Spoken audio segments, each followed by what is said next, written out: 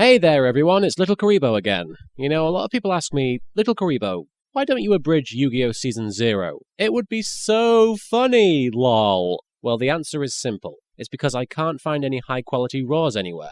I know they must exist because otherwise people wouldn't be able to subtitle those episodes, but trust me when I tell you they're impossible to find. So I figured, why not do the next best thing and review the original Yu-Gi-Oh! Manga? That way I'd be giving you all a half-hearted attempt at the videos you actually want me to do, and I can also rip off talented people like the Nostalgia Critic and Linkara in the process.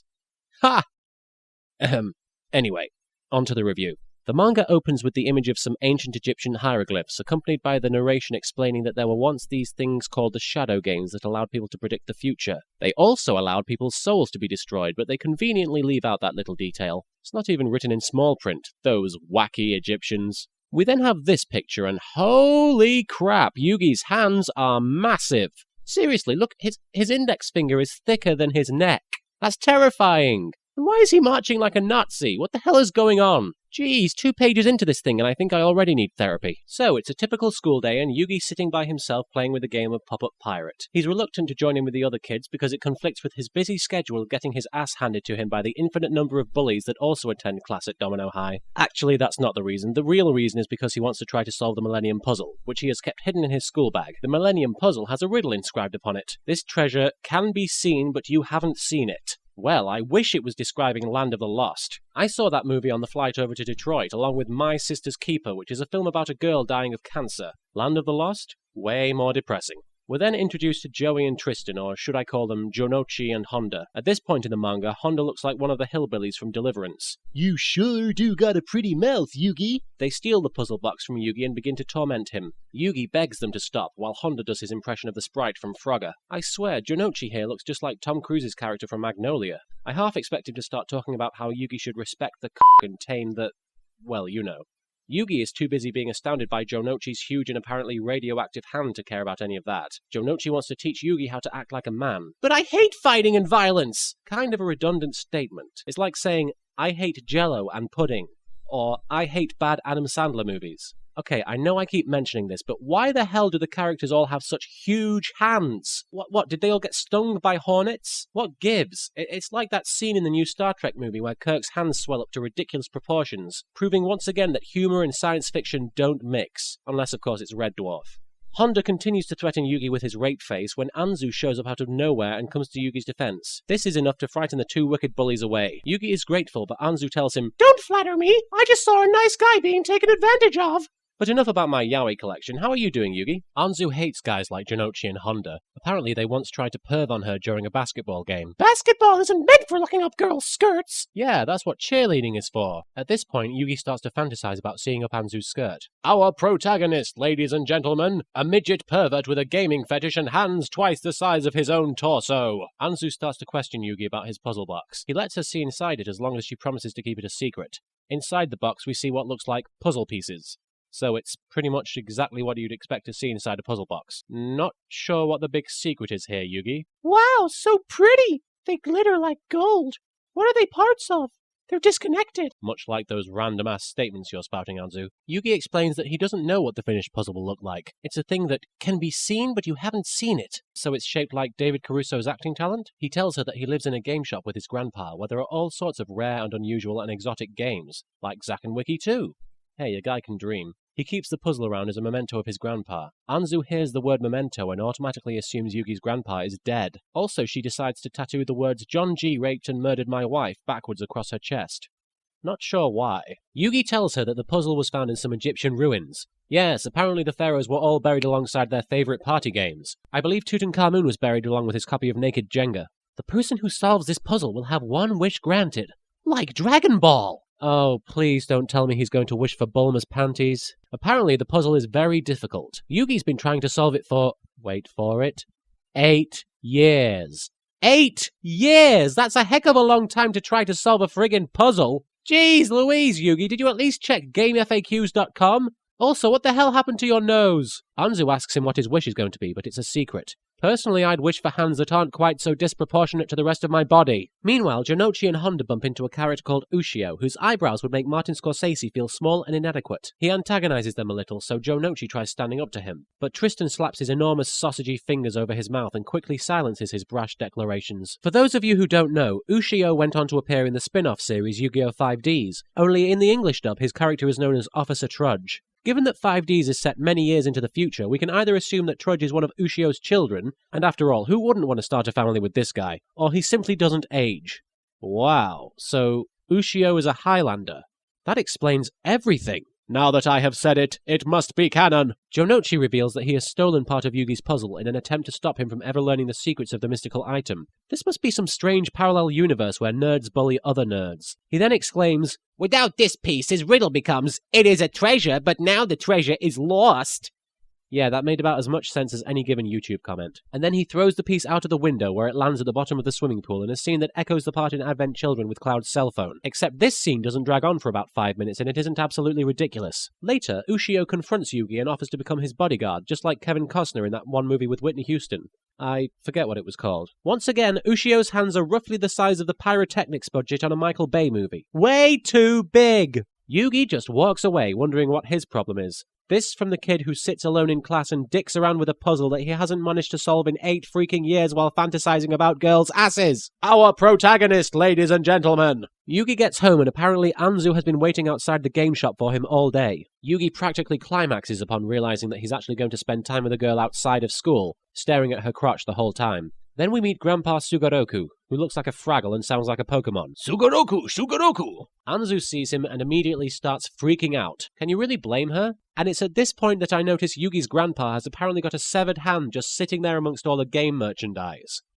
That explains everything. Grandpa has obviously been systematically slicing off everybody else's hands and replacing them with much larger appendages, in an attempt to make his own appearance seem less horrifying. Now that I have said it, it must be canon. Anzu gets all up in Yugi's face about the fact that he told her the puzzle was a keepsake, to which he responds that he meant it would someday be a keepsake. Oh, you Japanese people and your jokes that nobody else understands. Meanwhile, Grandpa starts having a Vietnam flashback or something. Then he comments on Anzu's breasts being much larger since the last time he saw her. Moving right along. Yugi takes the puzzle up to his room, leaving Anzo alone with Grandpa. And this, my friends, is why he will always remain a virgin. Sugoku explains the history of the Millennium Puzzle, telling us that it was found in the early 1900s by an English archaeological team. Afterwards, they all died in mysterious circumstances. The last one screamed something about a shadow game. Yeah, I probably would have died too if I'd foreseen this being made. Yugi examines the puzzle box and reads aloud the words, "To the one who controls me, I will give dark wisdom and strength." Upon seeing this, Yugi shouts, "I knew it! My wish will come true!" So I guess Yugi's always wanted to have the powers of hell at his fingertips. Our protagonist, ladies and gentlemen! The next day, YuGiOh comes to Yugi and tells him that he has something to show him. It turns out that he's done Yugi the favor of kicking the ever-loving crap out of the 2 guys who have been making his high school experience a living nightmare. Rather than do what any other kid would do in his situation, that being revel in the suffering of his tormentors, or maybe that's just me, Yugi instead opts to defend Honda and Jonouchi, proclaiming them to be his friends. Well, since they're the only people who actually talk to him on a daily basis, I guess that kinda qualifies them to be his pals. But the whole stealing his most prized possessions thing makes it kinda iffy. YuGiOh then demands payment for a job well done. He wants 200,000 yen. Oh man, that must be at least $10. How is Yugi ever going to afford it? Yugi looks decidedly flustered and YuGiOh asks if it's because he didn't hit them enough. I can't speak for Yugi, but in my case, yes, I was severely disappointed by the lack of pummeling. I demand more pummels! Dissatisfied, YuGiOh proceeds to try and break every bone in Yugi's tiny body. This, folks, is one of the running themes in the Yu-Gi-Oh manga. Everybody tries to beat the crap out of Yugi. It's like his body is a fist magnet or something. While he's being decimated, Yugi thinks to himself, I said I would wish for friends. Friends who would never betray me no matter what. And friends whom I would never betray. Yeah, but you also wished to see Anzu's underwear, so in a way you kinda had this coming, bucko. YuGiOh then pulls out a fucking knife and proceeds to lick it while telling Yugi he could teach him the real meaning of pain. How the hell did this guy become a motorcycle riding officer of the law? Yugi is downtrodden, thinking, I couldn't beat him in 100 years. And since YuGiOh is a Highlander, it would probably take him that long to do it too. That evening, Yugi counts his hard-earned cash. He has well under 2,000 yen, which means he has only one option left. Sell his body on the street. Well, either that or he could pawn the rare Egyptian artifact he has sitting right there in front of him. But no, rather than do the obvious and way more logical thing, Yugi spends the rest of the night trying to finish it. And to his surprise, it's suddenly ridiculously easy to solve. Wow, next time I get stuck in Professor Layton, I'm just going to walk up to the nearest school bully and ask them to beat me within an inch of my life. To his elation, Yugi is just one piece away from finishing the puzzle, but the last piece isn't there. Upon learning this, he immediately starts freaking out like a kid whose World of Warcraft privileges were just revoked.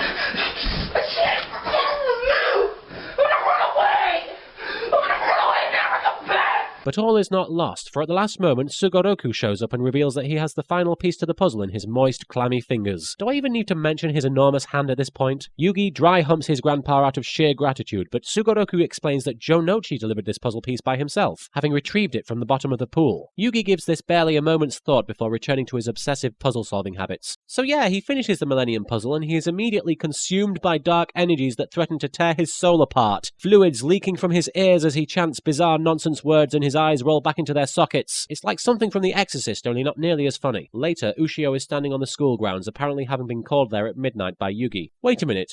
Midnight? A school? Is this going to turn into Persona 3? Is Yugi going to show up holding an evoker? Then YuGiOh turns around and...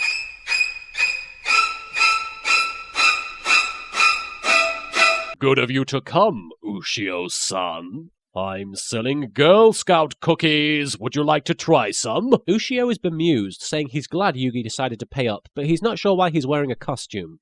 Wait, what costume? He's in his school uniform. I don't get it. Anyway, Yugi takes out the money, saying that he appears to have brought 400,000 yen by mistake. Yeah, that happens to me all the time. I get possessed by evil demons and I accidentally carry twice the amount of money I actually need. It's really annoying. But there's a catch, explains Yugi. We're going to play a game. Oh god, here we go. Get ready for a long drawn-out children's card game. But wait, what's this? No, it seems Yugi wants to play a different kind of game. In this game, you place money on top of your hand and use a knife to stab through it as far as you can. You get to keep however many bills you pierce, and then the opponent takes turns with the remainder. Little does Yugi know, YuGiOh is a Highlander, and the knife will only affect him if he accidentally slices off his own head. You know, maybe this is why the characters in this manga have such enormous appendages. All of their party games involve severely injuring their own hands. YuGiOh does pretty well in the game for the first few turns, but he quickly discovers that his greed has begun to control his hand, and he won't be able to use the knife without stabbing himself. So he does what any rational human being would do in this situation: attempt to commit first-degree murder. Yugi jumps about 50 feet in the air to avoid the knife. Wait, what? Has he been collecting all the agility orbs in Crackdown or something? What gives here? Yugi grins wildly. Just as I thought. You couldn't follow the rules. Meanwhile, YuGiOh is spazzing out at the fact that Yugi now has a third eye. It's not quite as impressive as the girl with 3 breasts in Total Recall, but I guess it's kinda cool. Penalty game! Yugi points at YuGiOh and he immediately starts to see money everywhere. I believe this is the same reaction Shigeru Miyamoto had when they first released the Nintendo Wii. The next day, Yugi shows up to school with the Millennium Puzzle clasped tightly between his enormous fingers, while YuGiOh sits in a pile of leaves and garbage and sings about how rich he is. And then he starts to hallucinate that he is a police officer in the distant future. Oh wait, that's supposed to actually happen. Yugi hooks up with Jonouchi, who is still sporting his injuries, but he's relatively happy. He tells Yugi that he also brought a treasure with him, and that his is in plain sight, but you can't see it. Pedo Bear?